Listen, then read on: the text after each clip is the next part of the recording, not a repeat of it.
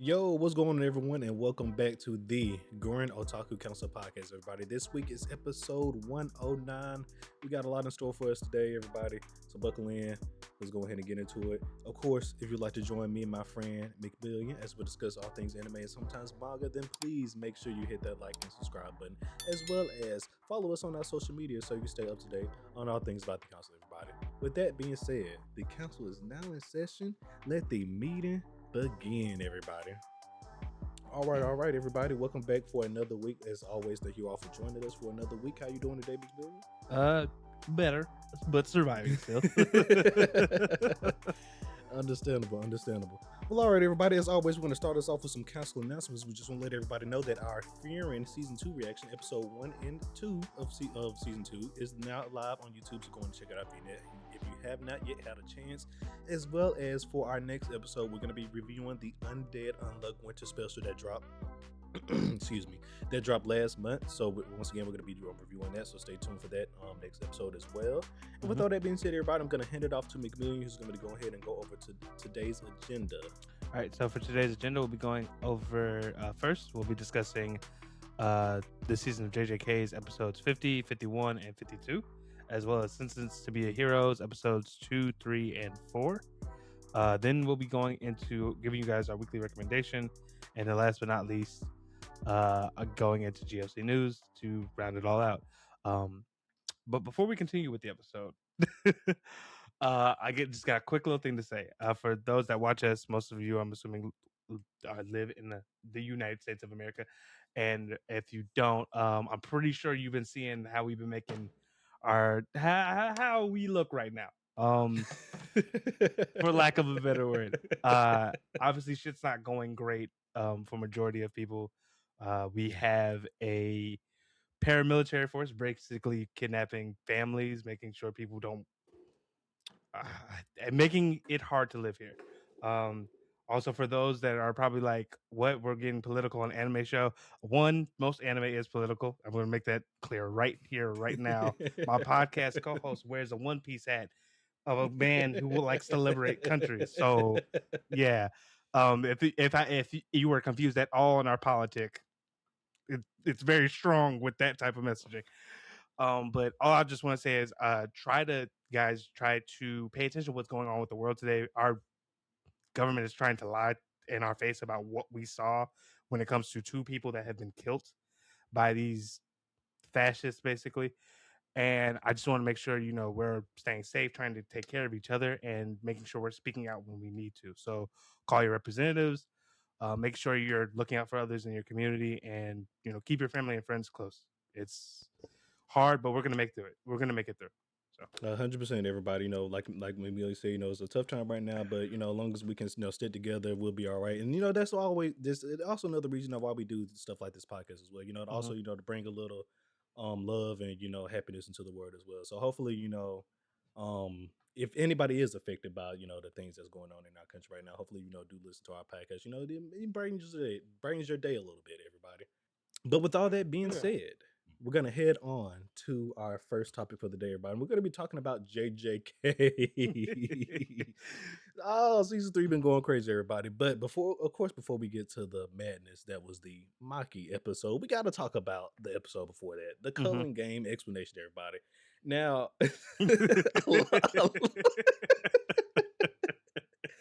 a lot of people was upset.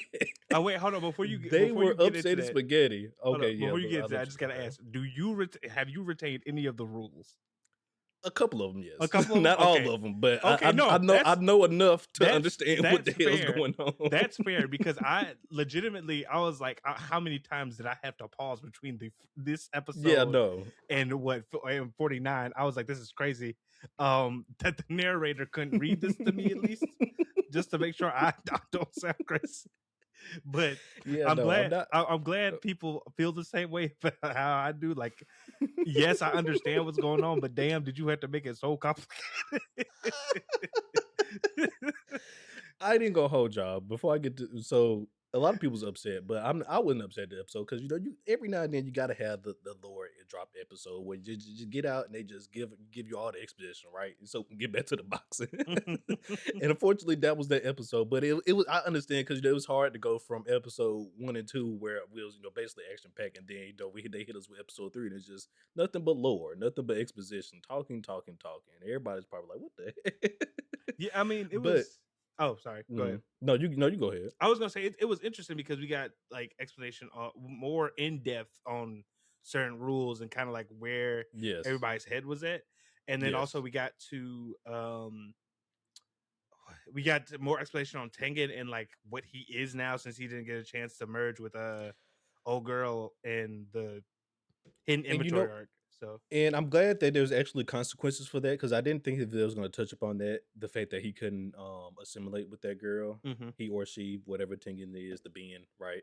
That they couldn't assimilate with the girl. So I'm glad that it turns out there was actually repercussions for that, for what Toji did and things of that nature. But for me, at least, my brief understanding of the Colon games for the rules is, if you enter in the Colon games, you got a box to the death. yeah. Right? You got 19 days to catch a body. If you don't catch a body within 19 days, you're gonna get your curse powers taken away with you. Your curse technique. Thank you. Your curse technique taken away with you, which they didn't explain how that was necessarily going to happen, because old boy doesn't have the ability to take curse techniques away. Yeah, the way they described it was like he made a pact, but I don't know if like, is it a pact with the universe or like some other being? And that's another thing that confuses me with Pex and JJK, because it seems like the Pex are made with like you said, like jujutsu, like sorcery, like as a whole, like as a concept, and not necessarily like with a person or a being, which is kind of weird. Yeah, because some of them are forced upon people. Ergo, Maki, Toji's, Mekamaru's, right? Like they didn't get a choice in those. That just happened.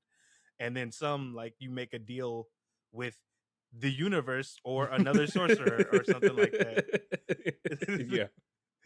So, because I do know, like you said, with another sorcerer, they explained like like two sorcerers, like they can make pacts with each other. Like for example, Sukuna made that pact with Yuji, in the first season, which we still technically haven't seen the ramifications of that as well. So we still got to look out for that. But yeah, we know he made that pact with Yuji, and then now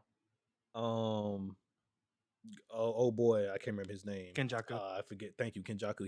He made this pack to create the Colon game. Now it also looked like the Colon games master is like a device almost or something. Yeah, they say the way it was explained by Tengen is that it's some third party or something like that, like some type of. That's what I'm saying. Like it's weird. I don't know what he made the pack with, but whatever it is extremely powerful, I guess. Yeah, some type of entity. And then also, as far as my understanding of rules of the Colon game, after you catch a body, you get points based upon whether that person was a sorcerer or a non-sorcerer.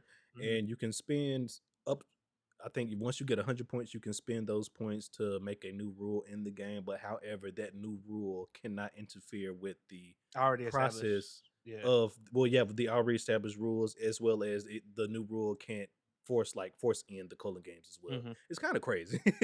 So I still don't see how they're gonna end up, I guess, force ending the Colon games. I guess the way they're thinking about it is, if they can free Gojo, that kind of like just throws everything in a wrench, essentially. Yeah, maybe. I'm assuming there might, because there's technically, as they were talking about it with Tengen, is that there's a way to essentially throw in a loophole. Basically, that because like while you can't end the game outright, you might be able to make a rule that says if you do this, the game can conclude or something like that, right? So that's my assumption, is that they're going to try, besides just freeing Gojo, they're going to also try and like bring this to a close as fast as possible. Yeah, and then another reason why that I did like about the exposition dump that we got from this episode was how when they was explaining the way to free Gojo, there was like there's a couple of ways how we're gonna free Gojo, right? We can either use the sword that that one sword that Toji had, but unfortunately we ain't got that no more because Gojo destroyed it. Or like yeah.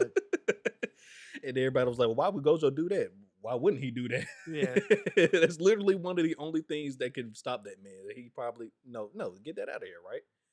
Too. And then also on top of that, right? And I didn't know, old boy Miguel, the reason why our boy Gojo locked in on Miguel was because his whip had the same properties of that blade. Mm-hmm. And it makes so much sense now.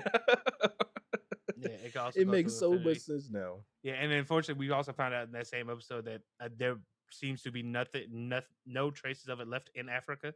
So Unfortunately. yeah, So that's he out. done messed up a family heirloom out there, Gojo. You're gonna have to make that right, all right? You have to make that right. But I guess not all hope is lost because there's another sorcerer that hopefully they can get on their side that goes by That the can all name. of a sudden just cancel out people's curse techniques and stuff. And but why would she help us out? Is my question. Yeah, If she's helping out Kenjaku, that's what I want to know. that's interesting. Well, it looked like they weren't sure if she was on, if like Angel was on Kenjaku's team or not. Seemed like she might have been a free agent or she might have her own team. Uh, we will only know when we meet her, but like, it's very interesting that we have potentially other like we have so many avenues because they also got the back door now. Granted, Yeah, it's interesting because it's still like whoever has the original prison realm, or like I guess the front door of the prison realm, still hmm, decides what happens with the back door. But if they can cancel the technique on it, yeah. hope that's the whole play right there. Is like trying to get that open. Which is once again, instead of wait till Gojo arrive, it's now free Gojo so he can save us all. I mean, like I say, it's interesting because like usually, usually like the strongest characters are always present, but this time, this time, the strongest guy is sealed up, and we have to unseal him. Yeah. I was about to say this really doesn't happen a lot, within the manga or slash anime, tropes or anything like that. Where where our side, the guy on our team actually gets sealed or whatnot. Only other thing I can think about is in Boruto when Naruto ends up getting sealed, but but yeah, it's a crazy time. It's a crazy time. But nonetheless, everybody appreciate exposition when you get it. Because if we didn't get that exposition done, we wouldn't know the reason why Maki was going there to, go act the fool. All right, everybody. We Yeah, had to get the exposition done first before we could see Maki act the fool. Now we know why, right? We the reason behind the ass whooping, okay? There has to be reasons behind the ass whooping. yes, because hopefully something was in the Zenith Vault that could could help them, with the calling game, but also hopefully help them open it. Yeah. Um, Only they would know. only they would And know. also, so now with that being said, let's head on to the Maki episode, everybody. And boy, Oh my that god! was a generational episode. Like To be quite honest, it like I saw someone else say this online, but it felt like Mappa was like, "Yeah, we made a movie, but we could do this shit in the show too," because that that shit was great. that was generational. Like the way they framed each scene in that episode was amazing. Like they really you could tell, like I know we say this all the time, but you could tell that the animators put love into that episode, right? You could just feel Legitimately, it. because like You can feel it. that whole thing was such like that whole fight was at least inside when they were still inside the building, Hmm. was like such a love letter to the movie Kill Bill. Like someone put like the scenes that are references side by side Side to by the movie, side. and I'm just like, it's just so cool. Um, but besides that, though, like the just the fluidity and like fidelity that they gave to Maki whooping her family's ass was just Yes. so good. Yes. And then on top of that, I love the explanation they gave for why Maki wasn't necessarily, always at 100% with her heavily Yeah, packed. Because I always wondered that. Because I was like, if she's the same as Toji, why is she not as strong as him? Is it just because she hasn't trained enough or whatnot? But they gave us the explanation now. yeah, And I think that's pretty cool though. that's such an interesting. It was such an interesting thing too, because for them to be like, yeah, in Jujutsu society, twins are basically seen as like the same individual, which I was like, that's interesting. I was like, is that because they? I'm assuming cursed. It seems like cursed energy or cursed technique is somewhat inherited. So I'm like, is it because of that, like that biological factor that's the case that And it that's can't probably the separate? reason why Maki ended up not Maki, what's her name? My Maki's sister. Mai, thank you. Mai ended up getting a cursed teeth, but Maki did not because, the technique was bestowed upon her, but not her because you only get one cursed technique and since you're viewed as one individual. Yeah, also something I really like about someone. broke this down, but there's like there was a scene with the scene when Mai and Maki uh well, unfortunately, when Mai passes away, when they're in the like kind of dreamscape of them connecting right before my soul, I get Hmm. goes off. There's like these images of geese, and my hands Maki a reed, like, and she's like destroy it all. And Hmm. then when she wakes up, that turns out to be the split soul katana. Apparently, that's referencing a Japanese proverb, basic or not Japanese proverb, but a story where basically geese, when you know how they fly south for the winter, Hmm. so if they make the trek, usually what happens is they'll carry like food or reeds with them and Hmm. drop it somewhere where they'll be able to get it on the way back because it's such a long trip. And Trip, got you. basically, if a geese if the reed stays and the geese is unable to complete the trip, it just means the geese died on the way there.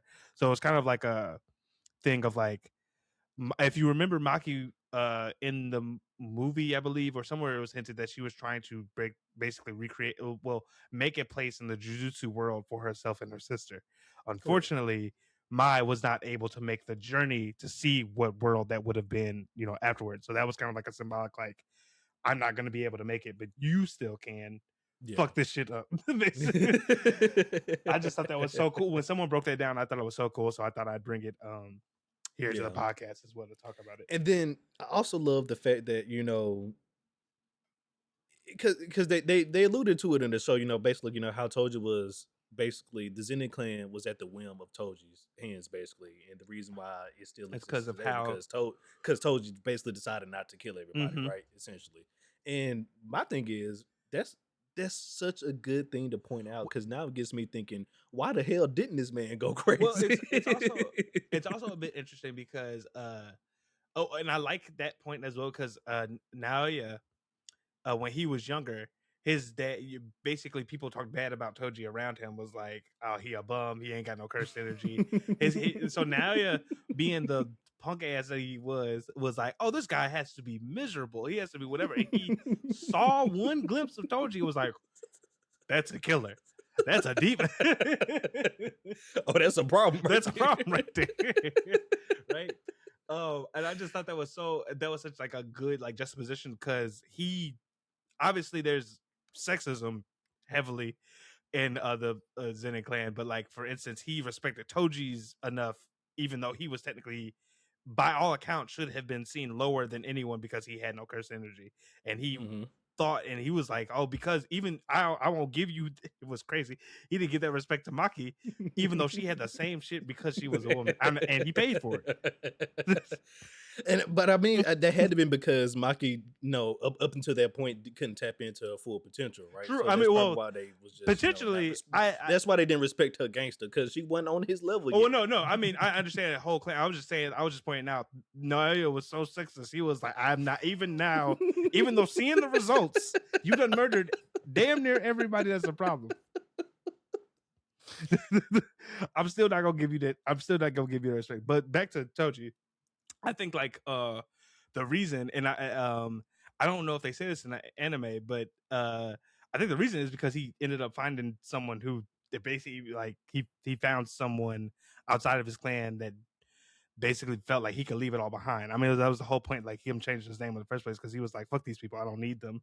I have a wife and children." And then unfortunately, she died, and he became what he was by the end of his life. Yeah. But that's Yeah. my thought process. I think whenever he found Megumi's mom and got with her, that was when he probably was like, I don't really care about the jujutsu, because it seemed like he wasn't working even in jujutsu society until after like her passing or whatever. Yeah. Because his handler was like, oh, how's your child? And he was like, child? What you talking about? Yeah. But no, but yeah, no, that moment when he made that statement, it was just nice poetic justice, right? Because to be at the whim of Toji, he decided not to destroy you, especially for a person that you put down his entire life, and then to basically have that spirit of him not necessarily spirit of him, but I guess his will in a sense get reincarnated within Maki here, and still also belittle her as well, basically in the same way, maybe even worse because, like you say, because she's a female. So it just just for the Zenin clan to end at the hands of Maki slash not necessarily Toji, but like I said, Toji's will. I would say like the same thing, the same like person you outcasted, basically, like the same type of out, and as you said, potentially even worse because Maki sir, like it was besides not having carcinogy, she was also born a woman, and there was obviously a pecking order in that goddamn clan, and now it doesn't exist no more. So you right, right? Maybe what's his name? Megami. Maybe he can rebuild his Zenin clan. Not Megami. God damn it! Why? No, you're right. It isn't Megami. I'm about to say it's so Megami, many yeah. different names. Yeah, Okay, Megami, I don't know why I thought I butchered that. Yeah, it just didn't sound right when it came out of my mouth for some reason. No, but yeah, but maybe Megami can rebuild the Zenin clan one day. Who knows? Who knows? Maybe him and Mikey. Who knows? Also, I just want to shout out all the people coming up with memes for this episode. That shit is hilarious. I haven't seen any. Oh, they're so good. They're so good. They're so good. Especially, I wish you would have bought some. We could have showed them. Yeah. Oh man. Yeah. Okay. Next time I talk about memes, I'm gonna have some stuff up to send you to edit in. But like, there's obviously the one that, granted, it's not from this episode, but now you're punching up Choso. That's been like redone to death. Okay, yeah, I seen that one. Yeah, Maki's blood. I thought you were talking about the memes from the episode, though. I was about to say there's one of Nayo. Well, I mean, technically, I guess it's not a meme, but it keeps going around the internet of Nayo getting punched to death, like the 4-frame shot of him. Hit that man so hard she hit his ass with a goddamn, what you call it? Oh my gosh, a fatality. Hit his ass with a fatality. 4 different angles and then the X-ray. That's crazy.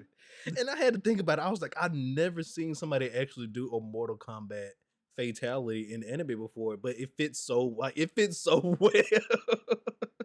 Like maybe a couple of times you see here every day and then, like maybe somebody does like a super hard punch or kick, and then like you see somebody's like bone crack. But like the way they did it was just like so detailed. It was nice. But yeah, but before we move on from the Maki episode, I will say my 3 favorite moments from the episode.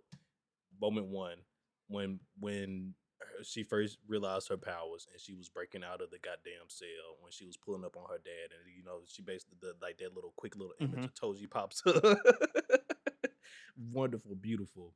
Also, before that, my second favorite moment, it was actually the moment before that when she first walks into the vault and she faces her dad. They had that little squabble, and he ends up pulling out that slash on her because he can extend his blade with the curse technique. Cool as hell. Yeah. And then last favorite moment, when Maki is in that room slaughtering all the Zenin clan foot soldiers, and she is skating around on these guys' blood like, oh my god! So to speak to some of my favorite scenes, the 1-inch punch that basically happens that was like fire. Right at the end of her slipping and sliding. She's just stopping for that dude to deleted. When she killed Toji's brother. For people that don't know, that was the guy who was ore farming while old boy was holding. It said that when she killed, that was such a good moment because it was like, I'm holding her, kill her. He just slow walk, and then she walked out. 1,000 death punch. And she walks out of that mist with just holding his head, and old boy thought that he did it. That he did it. And he said, "Good job, you did it." It just fell out. I was like, "Oh no, you poor child, you poor sweet child." He did. Oh another thing. First off, how is that man considered a high functioning member of the Zenin clan, and all his curse technique does is hold people down? Now, granted, it probably would, unless he can actually crush people with that. Yeah, force. I was about to say it might. It honestly is probably that he crushes people most of the time. It's just that you got a heavenly restricted, blessed individual, so it don't matter no more. It did not matter. It did not matter at all. But yeah, no, fantastic episode. Like if that's the stuff we're gonna be seeing out of season 3. Hey, I ain't got no complaints. Fantastic episode, man. But you guys are going crazy. Yep, you guys are going crazy. Yep. And then, all right. Lastly, for JJK, episode 52. Now, you did get a chance to watch this, right? I just want to make See, sure. Okay, see. yeah. So they killed the principal. Which was so messed up, bro. First of all, when they first started the episode, I couldn't even tell what was going on. I was like, "Is this a flashback or is this prison?" I'm like, "What is going on?" It was I think But it it was was both. It was technically, both. yeah. I was about to say, I believe it was a flashback / some prison. Like, it's probably as close Yeah. to prison as it could be. Basically, we found out that we got technically Panda and the principal's backstory. Panda was created by the principal for Which is even crazier. I um didn't even. And the craziest thing about that, I just thought because cursed energy was a thing in this world that, of course, there's a talking panda, right? I didn't even legitimately, think right? that somebody, And then you know how many like that somebody had to make him. I didn't. That wasn't even a thought. that's such a good thing to say because, like, you know how many animes have like special animal characters that just be doing shit. They're just So like, there. so like, I when it was revealed that he was a cursed Dog. a cursed doll / I think what they call corpse or something like that. That I Yeah. was like, what? So that's one. But two, they killed him over the fact that he created Panda in the first place. That he was able to create a sustained cursed energy being that didn't need him. They were just like, that's too much of a threat. Over some BS. Over some BS. Like, first of all, if this man wanted to create an army, he would have been done did it by now. And just because Gojo got sealed, now y'all getting all antsy and stuff. Y'all want to come after this man? Yeah, For they're what? like, we're taking out For all his. what? They're taking out all his allies, basically. All the ones that they can reasonably stop, because obviously they ain't go after you to. Right. all the ones that the Jujutsu higher ups can reasonably stop, they're like, we're going after them. So they were like, Masamichi, we taking you out before you decide to become a revolutionary. Okay, like, it's not happening. It's not happening at all. They was not having it. But it really also goes to show you just how much Gojo was like just keeping stuff in check. Like Gojo is his own balance of power within the Jujutsu high verse and things of that nature. It's just crazy, right? It's also really just crazy. It's how also much he was keeping in check. yes, but it also sucks that Masamichi was killed because not only like one, was there no reason to, because if he wanted to, as you said, if he wanted to make an army by now, Gojo be damned, he would have just done that shit.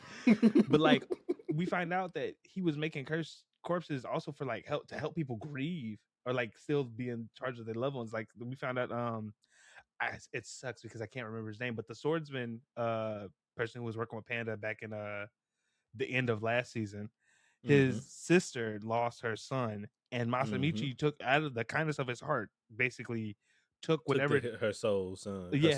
her son, whatever remnants of her son's soul was left, and put it in a doll to help her like deal with his loss. And I was like, that's just a good person.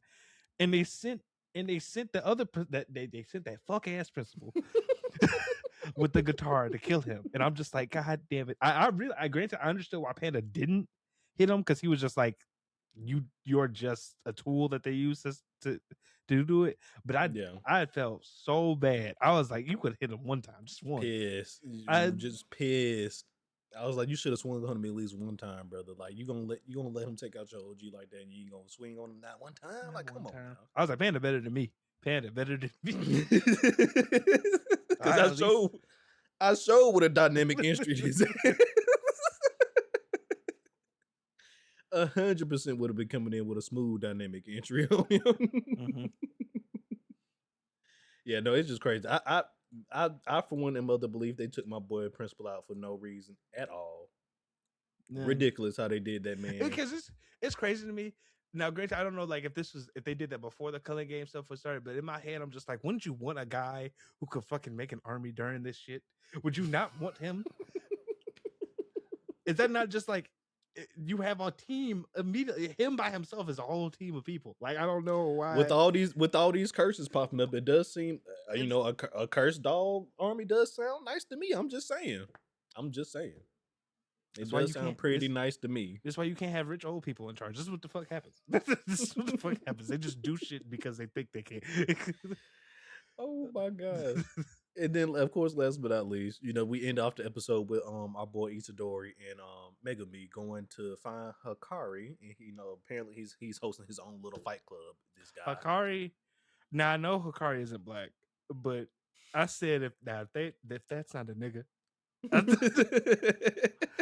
he out here made his own fight club, got bets going, has scripted matches.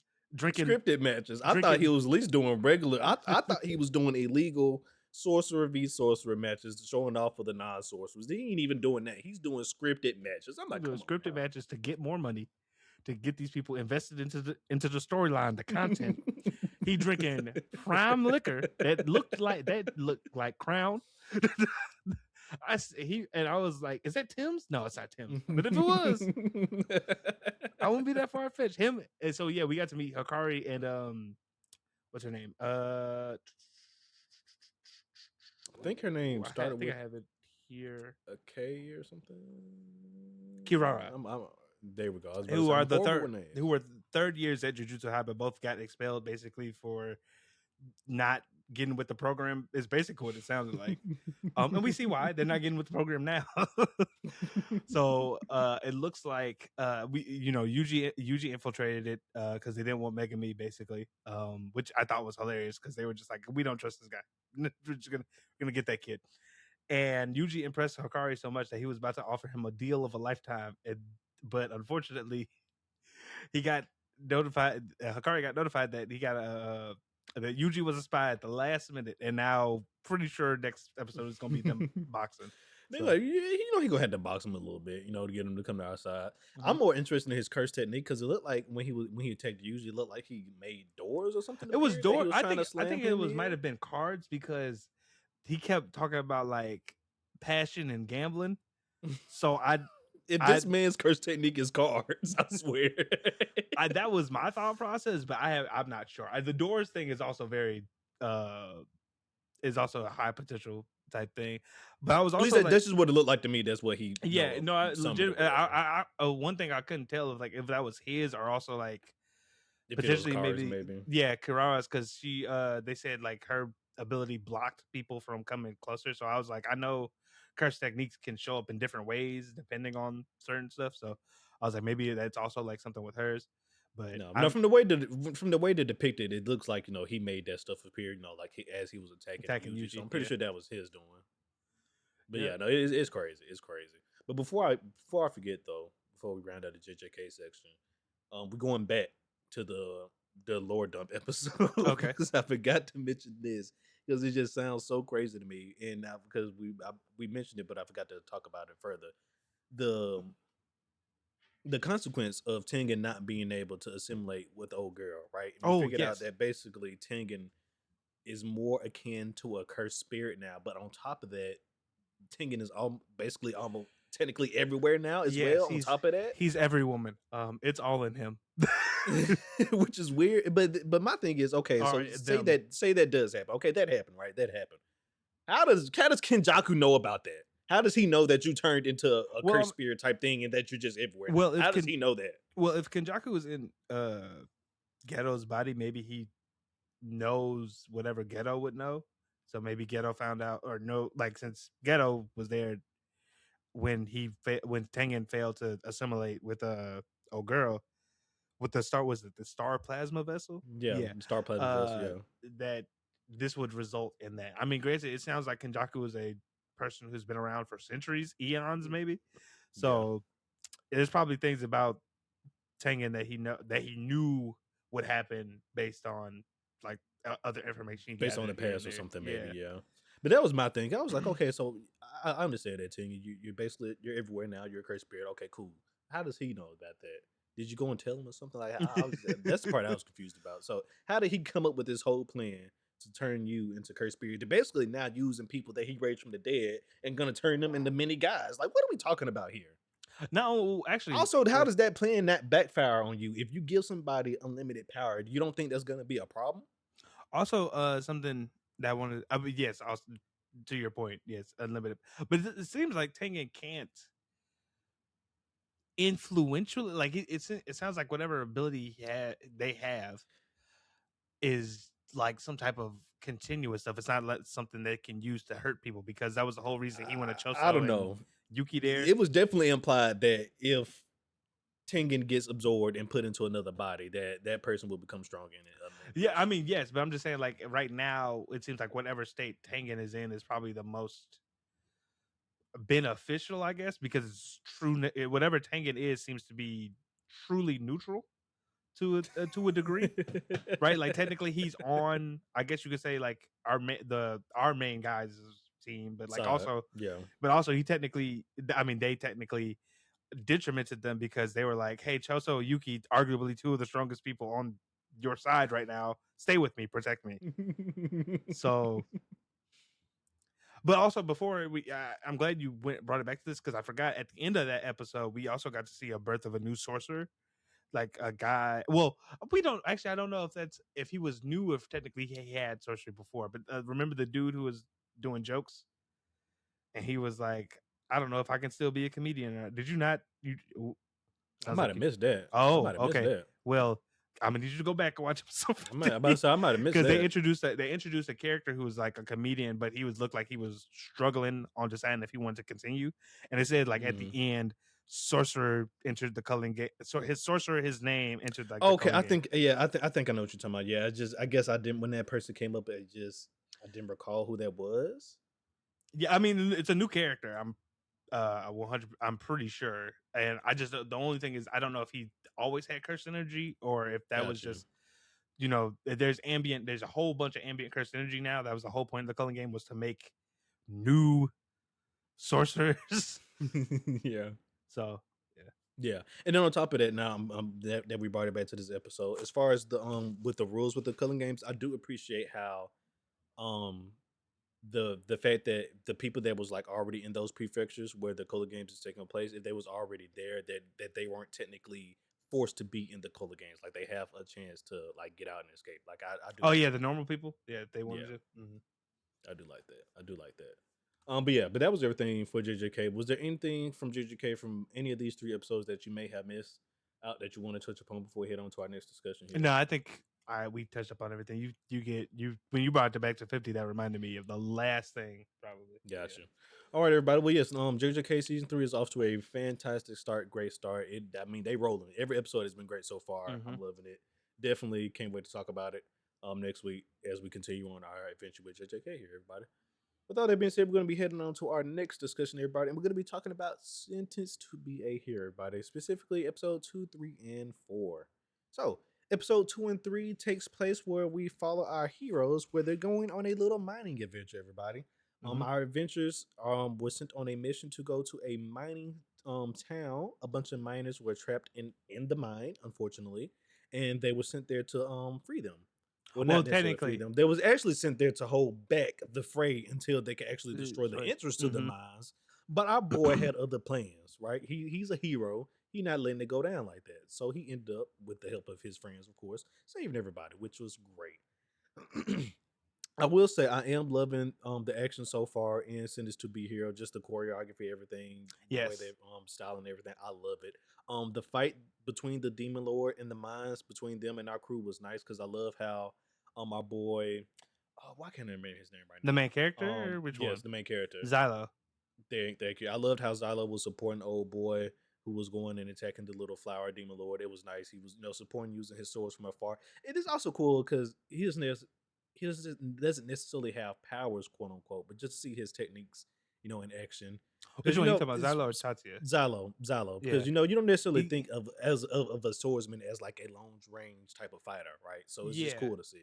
Yeah, I was about to say whatever his abilities are, they seem to might be like general magic, because like we got to meet one of the other heroes, Norgal, who's a nobleman, but he's actually like a really cool person. He believes in people, stuff like that. He has like talents with, I guess, the magic of the world, which seems to be like sealcraft or something like that. Xylo seems to also be a little bit skilled with it, but only like in the sense of like I can make small grade explosives. I mean, they help, but you're right, they're still there. Yeah, but no, it was episode 3 and 4 were interesting. Oh, sorry, not 3 and 4. 2 and 3 were pretty cool because we got to see basically how demon blight affects people, and also like what happens. Basically, also we get to see a little bit more hints of the corruption within this kingdom, because they were like, who cares about these people? we're here to kill a demon lord. I mean, like the miners. They're just people, right? Like They're they're just just down there. people. Yeah. They're just down there. It's crazy. It's crazy. It's crazy. It is crazy. Legitimately, Yeah. because he was like, "Oh, we can go say that." Like Xylo was trying to recruit people. He turned around, and the only people willing to help was the other heroes and the goddess. And he was just like, "All right, shit, fuck it, I'll do it myself. Y'all some bitch." Yeah, I love how he's been a one man army so far, but you know, this time he wasn't a one man army. He did have help from his teammates this time, but yeah, Mhm. it was a nice episode. But you know, through his deeds that he's done in episode one, and within the deeds he did in the mind, you know, it got our other character, the woman commander. What's her Kadira, name? Kadir. Kadir. I think it starts. I I know it believe that's starts her with name. a K. I I believe believe you're it's correct. Kadira. Or was it Kivia? Kivia. That's it. Kivia. I don't know where I got Kadira. It's Kivia. You're right. Thank you, thank you. Okay, just there we go. So through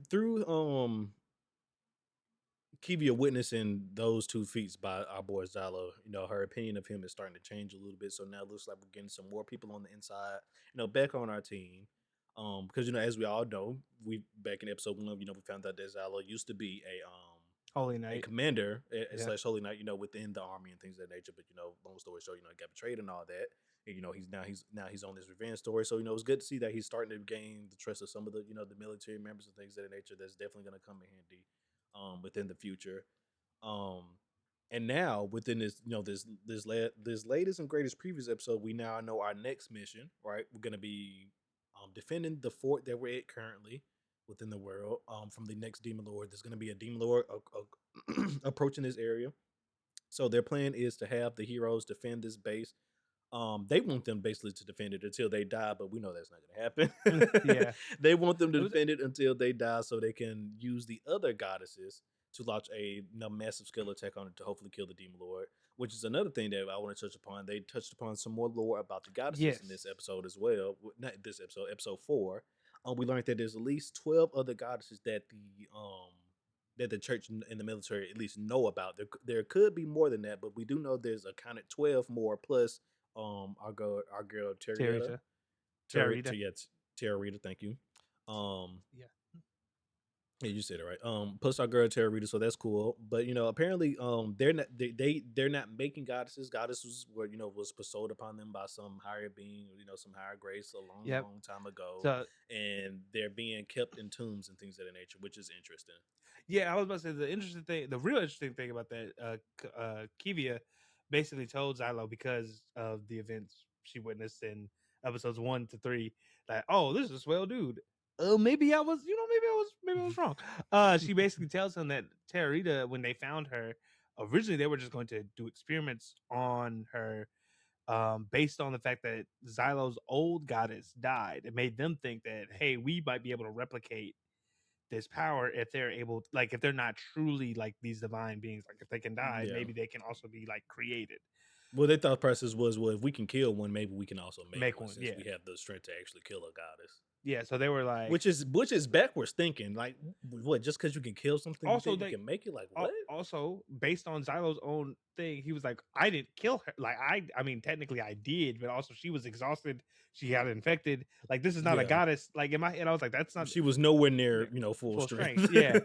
Also, it's just crazy to me that they were like, yeah, we're gonna take this thing that can be used as a weapon, and we're going to while we're getting killed, and we're going to you basically like kill it ourselves and then hope and pray that we can make another weapon. I was like, that's what type of backwards ass thought process? It's so backwards, especially considering the story of how goddesses even got there in the first place. Like, what makes you even like? I don't understand like how you get, you know, 2 and 2. It just doesn't make sense. We're gonna take a perfectly good one, dismember her, and hope and pray that we can just conjure up one after we figure out how she works. Like, what, you just gonna make some type of goddess serum and just turn anybody you want into a goddess? I was just come on now. legitimately, I was like, I'm trying to follow the thought process there, but I'm just like, that just sounds dumb. That just like, it doesn't make any sense. No sense at all. But yeah, but no, since to be a hero, it's been great so far. I've been loving the action and the choreography in the show so far. Yeah, keep going. Okay, I was gonna say the one thing I've also been appreciating is kind of like the mystery and the corruption, because like we got to last episode we got to meet Venetum. Well, technically we met him before, but he turned out to be the like a man who back when he wasn't a hero, he just was a guy who was like, I just kind of want people to be happy, so I'm gonna do whatever that takes. So he was like, I'm a swindler, I'll make as many businesses or whatever as I need to like prop up people's lives. Apparently he used to write for this paper, and one thing he wrote hit apparently a little bit too close to home, and they were Which like, is even crazier. yeah, because the thing was, I mean, most of y'all watch. Obviously, if you watch this, hopefully you watch the episode. But like, the thing was, like, he put a rumor out there that all the demons may be replacing people like in the royal family or higher ups, and like infecting them that way. Obviously, it sounds ludicrous, but they put him in jail and was like, "Hey, we're killing you over this, big dog, and we're gonna we're, we're going to we're going to add something to your seal that makes sure that you can never tell the truth again." I was like, he didn't even know he was telling the truth. Which is why a man pulled something out the crack of his ass, and it turned out to be true. Turned out to be too close to the truth. So now us as viewers know something's going. I mean, we already technically from the first episode knew that this country was fucked up, but like now we know apparently demons might be involved in whatever's going on at the top, which now, is too. crazy. Yeah, we may have been infiltrated. Legitimately, the first episode, I was like, "Oh, good old human corruption." Nope. It's also got demons. We also got demons. You know, there gotta be some demon corruption there somewhere in this story. Just a sprinkle, just a smidge. You feel me? We can't have a story about demons and don't know humans get corrupted. Come on now. It was just funny because I was just like, oh, it's just bad people being bad. No, we got demons. Demons in here too. Oh my gosh, yeah. So yeah, I forgot to mention that, but yeah, I'm glad you brought that up. So yeah, there's potentially, like you said, demons now within the royal court, royal family / military as well. So in both spots, which is crazy. But yeah, like, just the fact that that man pulled a random story out of nowhere, the fact that it turned out to be true is crazy. And now that man got sentenced to be a hero. Just wow. Just wow. Just kill me, man. It's just crazy because it's just like, yes, we're going to make sure you're immortal and serving us, and also you can't tell the truth ever. Like that's just not a thing you can do. But he turned out to be a swell dude. He got them everything. Like they were originally not going to have backup. He got them backup. He got them supplies. Like he turned out to be a really swell dude. Even though in like the last 2 episodes he was like, I cannot help with the mind. I'm just gonna be over here. But yeah, no, it's a great time. I've been enjoying To Be Heroes, not To Be Heroes. Oh my God, Sentenced to Be a Hero. I am watching it currently in dub. The dub is actually pretty nice and it's pretty well done. I watched the first one and I watched the first one, watched the second one in dub on accident, and I was like, actually, they're kind of killing it right now. I ain't even gonna hold you. They're killing it with the dub. Yeah, so I honestly, people look out for simuldub shows. That might be the secret to really good animation, right there. If you need something to watch, look out for a simuldub. Apparently, they all been hidden. They've been hidden. But yeah, no, this has been a great watch. So you definitely can't wait for episode 5 to where the next Demon Lord is gonna pop up. And then, you know, right now the show was just Demon Lord of the Week, but you know, there is still underlying stuff with the major story overall that still, you know, we're getting bits and pieces here and there. I was just gonna say before we like wrapped up, I was gonna say we might also, based on like just what they talked about in this episode, we might also see another goddess within the next episode, which I'm very interested in because I still want to know what the connection, like what does the being a goddess's knight grant you besides just being able to also use her power. I'm so interested to see, like, are there other benefits? Because Xylo is, because he lost one, obviously is hesitant. It feels like to even, he's only using her powers when he really needs to. Yeah, so I'm very interested to see, like, if we get another character that isn't, you know, so hesitant. What does their connection do? Basically, but 100%, 100%. But yeah, great time. I remember last time we was doing these, we were rating episodes. I don't necessarily have to do that this time, but I guess maybe next time we'll get back on regular schedule episodes. Yeah, because we'll start rating the episodes. We got like 4 for both. We got like 3 or 4 for both of these. So it's just I have to do it in batches, but yeah. But moving on to weekly recommendation. If you guys wanted to keep the fantasy train rolling, this series came out, I believe if not the winter, maybe the fall of the fall of last season, basically fall of last year. Secrets of the Silent Witch. It's kind of like a YA fantasy.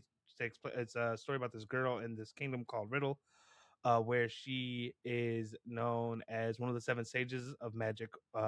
She's the silent sage because she's the only one that's figured out how to cast spells without without talking, basically voiceless incantation. And she is recruited to basically infiltrate or go back to the Serindia Academy. I probably butchered that name. To figure out some of the mysteries going on because the second prince is there currently, and it seems like there might be threats on his life. So the 13 episodes of this anime basically follow her mission with that, but also it's also like a mixture of a slice of life, fantasy / mystery kind of show. So it's 13 episodes of it, streaming currently on Crunchyroll, subbed in multiple languages, and it has an English dub. I have watched majority of the show in English. I say if you want to watch it in English, give it a shot. It's pretty good. But yeah. Nice. Well, thank you for that. Once again, everybody, this week's weekly recommendation, Secrets of the Silent Witch, brought to you via McBillion. Thank you for that, sir. Mm-hmm. And everybody, now with all that being said, we're going to head on to our last topic of today's episode. It's time for your favorite segment, as well as my favorite segment, everybody. It's time for GOC News, your weekly source for your favorite anime news. Let's get into it, everybody. All right, everybody. Not a lot for news this week, but a couple of cool and neat little things to talk about here. We're gonna start us off with the Madoka Magica movie news announcement, everybody. So, unfortunately, for all you the Madoka fans out there, the movie has been delayed again for a third time, everybody. Mm-hmm. We don't have a new release date just yet. It is still TBD, but once we do get the new official release date, of course, we will share that with you all as well. Yep. Four times this has been delayed. So I'm not gonna give up hope, but I don't know if I'd bet on it coming out. But let's look at it this way. That means if it's getting delayed this many times, that means they probably still trying to cook, right? So hopefully, let's look at it that way. I do hope. This could be a good thing or a bad thing. We never know. But after that, we have some news for Netflix and MAPPA. They're strengthening their partnership to co-develop exclusively streamed original titles. So it came out recently that MAPPA is looking to further solidify their deal with Netflix. They've already had a couple of shows appear on Netflix, but now it seems like they're going to be more entrenched with Netflix globally. People are speculating, could this mean new anime original shows done by MAPPA exclusively, so like all in-house, no outside material, or if this could even mean like some of the partnerships they get to make things like JJK or Hell's Paradise. Hell's Paradise, okay. Did they also make Heavenly Delusion? Or was that Wit? So if it's not them, I think it's either Wit or A1. I had to go. Okay, Hell's Paradise or JJK for sure. Like they're so we don't know if there is that, but there have been some people in the anime community that have been worried that this deal means more westernized anime. One, I don't know why that's. I don't think that's the case. I don't know why that's such a worry anyway, because I'm just like, what are we? Do we not make good TV shows or something? Like in my head, I'm just like, our animated shows are pretty good tier 2, but I don't know.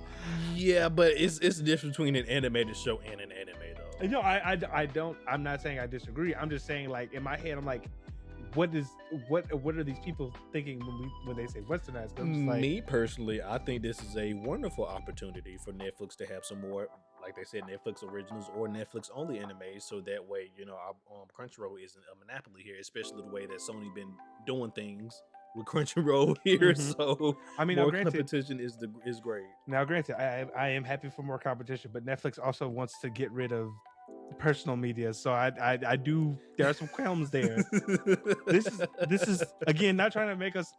Me and Ace joked about this offline, but I'm not trying to make us all left.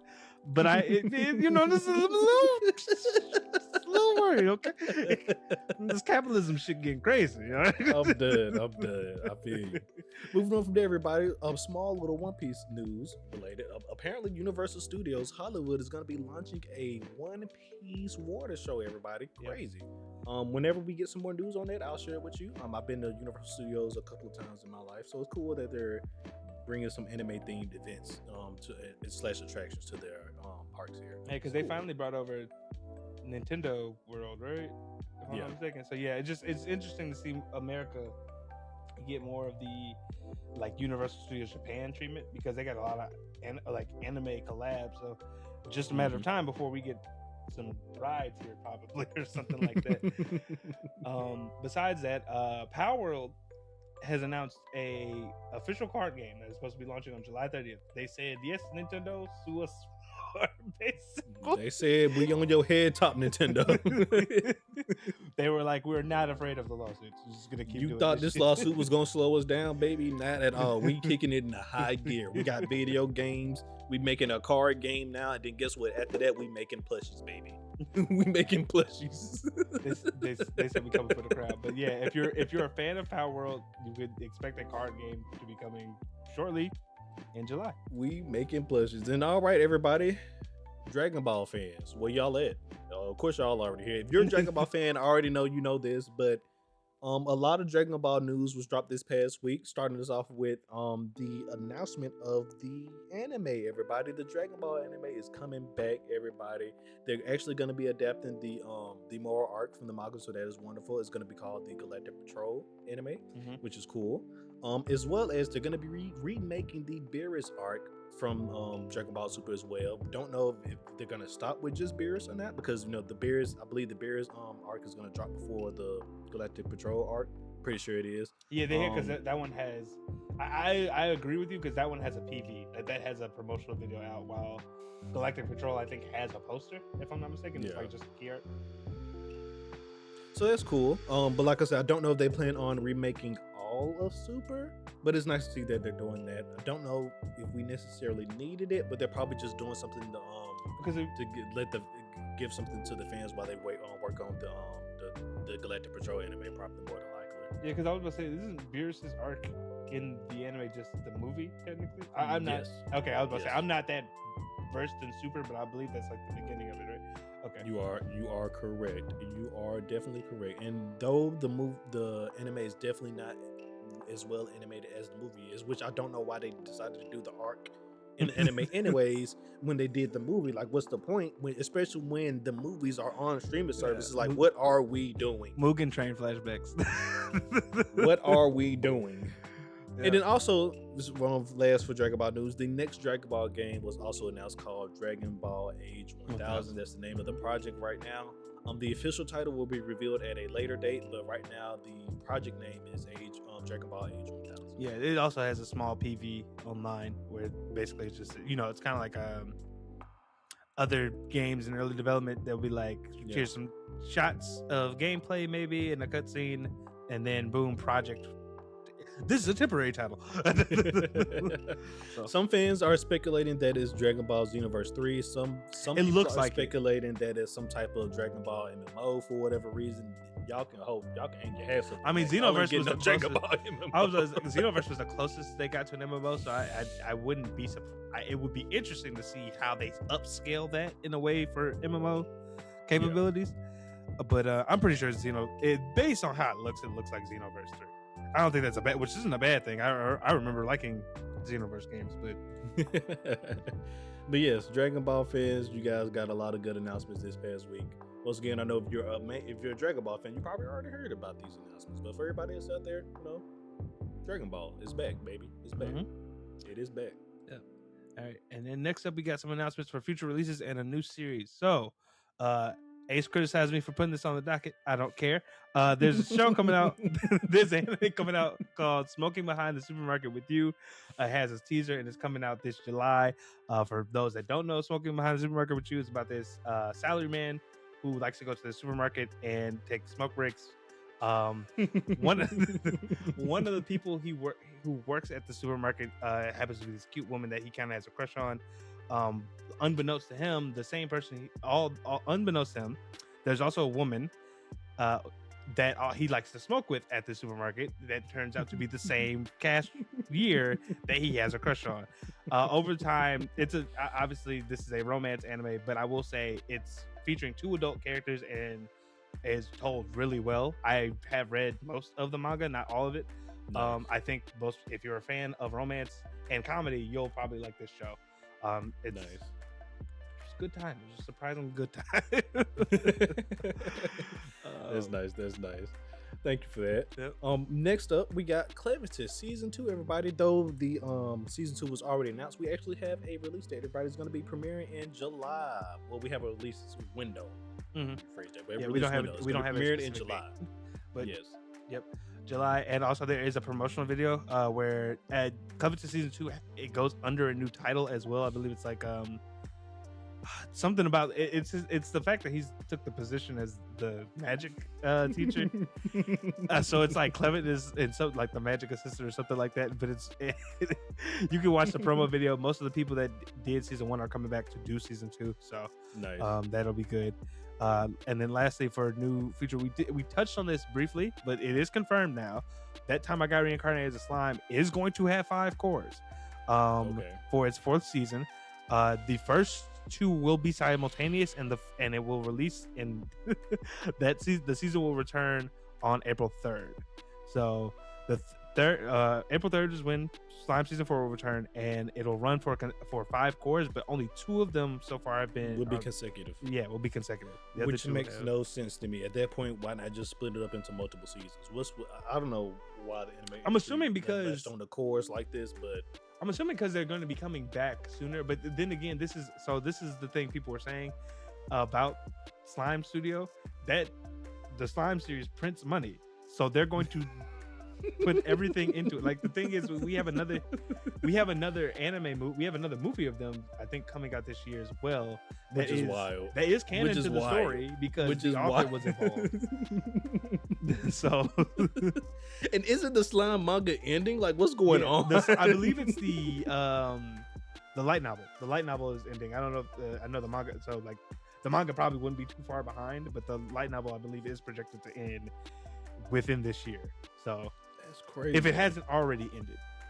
Yeah, but it's because I know I've seen some news that the like you said, the light novel was in its final stretch here, but that was a minute ago when I looked at that, so I was like, I'm not sure if it's fully ended by now. But that's crazy though. Like, I don't know why we got to do this in 5 separate cores. At this point, just make it a separate season. Like what are we doing here? Okay, no, so it ended. So okay, so you were probably right. The light novel ended last year in November. Okay, so it did end. Okay. Yeah, light novel ended last year in November. It does have spinoffs. Because again, Slime prints money. It does have spinoffs, but the light novel is done. So the manga, you're probably right. That you probably saw something about the manga ending sometime this year because the light novel is finished. So. Yeah, it is one of those animes that is credited for the isekai boom. So, yep.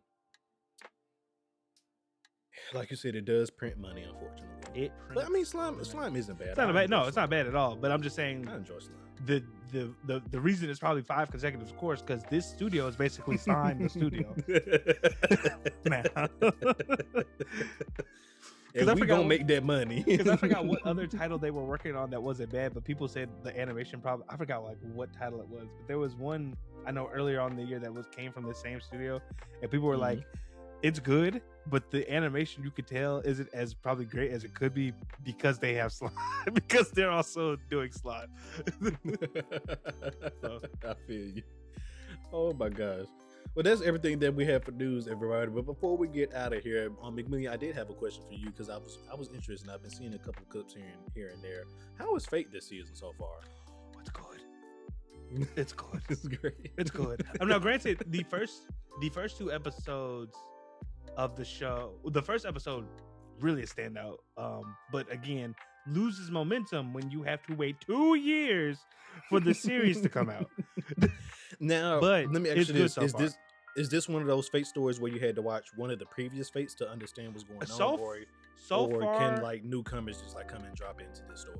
So far, I would say it's new viewer friendly. So if people wanted to watch it as new viewers, they would. There is like certain characters that have popped up in other Fate series, but the whole thing with Fate is that it's always about like the.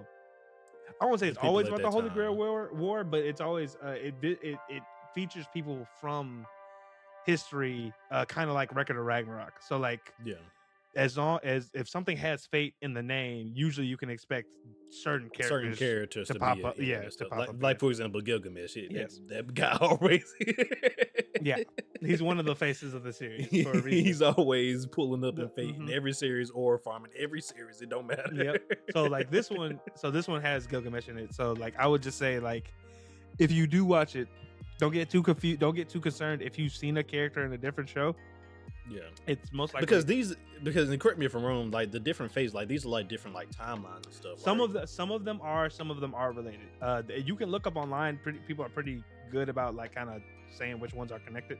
This one, I believe, is connected to the main Fate series, but I don't think it's like nothing has shown up yet that makes me think the other two will influence this one. Like it seems like it's like almost like a parallel story or something like that, like a side thing maybe. But I would say if you have not watched Fate Stay Night or Unlimited Blade Works, you don't have to worry about not knowing. I believe I was just about to say those are the only two Fates I've seen. Stay Night and so if you've seen those, you definitely don't have to worry about anything. Okay, so I'm good to go. Yeah. Got you. Okay. Yeah, I was about to say if you've seen those, you definitely don't have to worry about anything. But I would say even if you haven't, so far from what I've seen, I don't think anybody has. Like if you wanted to go in blind, you could. Got you. Okay, yeah, that's all I want to know because I knew there was, Fate had this. I get, at least to me, this convoluted story going on, so I didn't know if I had to watch any of the other Fates before I mean, you're not wrong. It is technically like a story told off of multiple different timeline branches, so like it's weird. But if you look up online like a Fate guide, people are pretty good at breaking down like, okay, this is related to this. And this is like kind of the order and stuff like that. So, But I would say if anyone wants to get into Strange Fake, I believe you could do it and not have any prior background knowledge.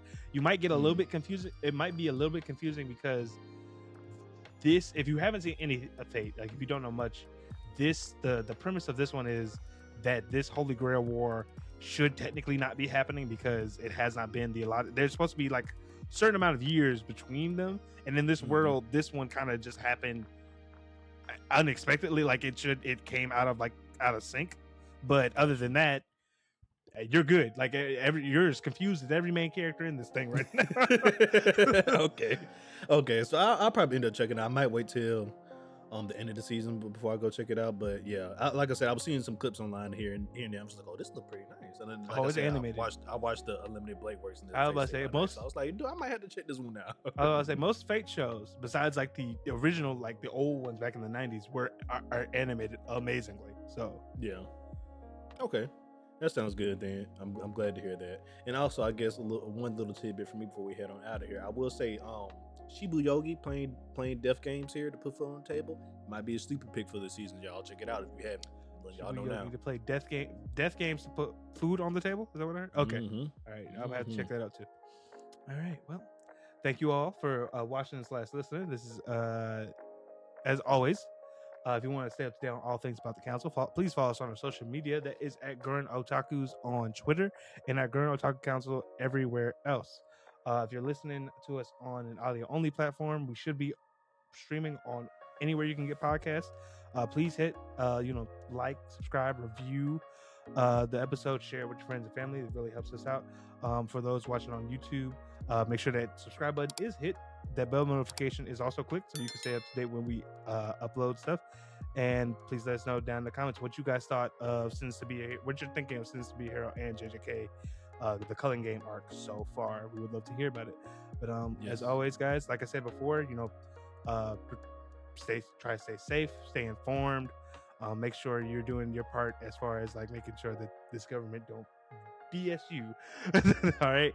And continue to love what you love. This is Gurren Otaku Council saying meeting adjourned, everybody. Peace out.